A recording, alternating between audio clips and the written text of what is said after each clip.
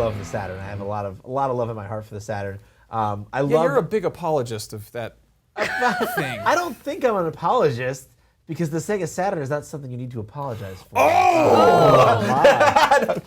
But yeah, no, it does have a special place in my heart because of the sweet RAM card expansion that it had. And oh yeah, that cartridge port, you could add RAM to it. But loving the Saturn is like loving Frankenstein. Yeah. Because it is a Frankensteinian monstrosity. Yeah, it was grafted together. At the last second, they realized what the PlayStation was going to be, and they're like, we built this great 2D machine, and it's not nearly as good at 3D. And they stuck another like daughter card in there and kind of duct taped it together, with the result that if you wanted to do anything with the sucker, you had to write an assembly code and lasso co-processors together, whereupon the PlayStation was pretty easy to develop for. So the machine itself was an overpriced, underpowered nightmare. Well, the thing is that the PlayStation then was actually the kind of the reverse. Like it was natively, it did 3D, very well relative to the times, but you actually had to do a fair bit of wrangling and creative thinking to get it to do 2D really well. Yeah. So like all the 2D fighters that I was super into, like the place to play those was on a Japanese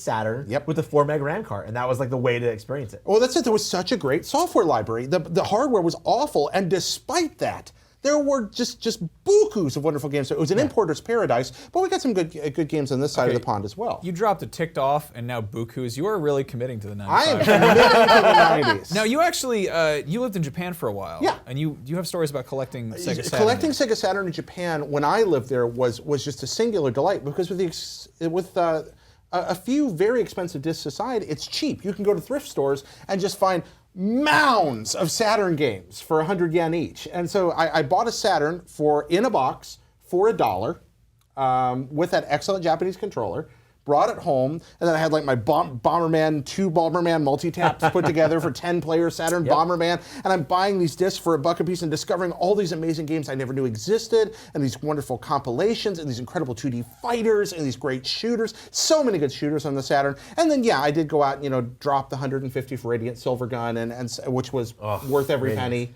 So I got that burned. I hate to confess it, but like this is during the height of like kind of pirating, game pirating, and I didn't have any conception of how it was bad or anything. So I would buy stacks of games, and they didn't have real labels. It would just like be like a sticky note to the front of it, and I put a sticky note on front of that, and I still have it. I still have this the sleeve with the sticky note, Radiant Silver, and then I put in big capitals, God, not gun, but God, because the game was so godlike that I was just like I had to do it. Little young me. Treasure's finest hour. Yep. But the Saturn really, Max, it was incredible, and it's a great system, or it was as of a few years ago. I can't speak now. Great system to collect for because there's just reams of spare software laying around for people. It did really well in Japan.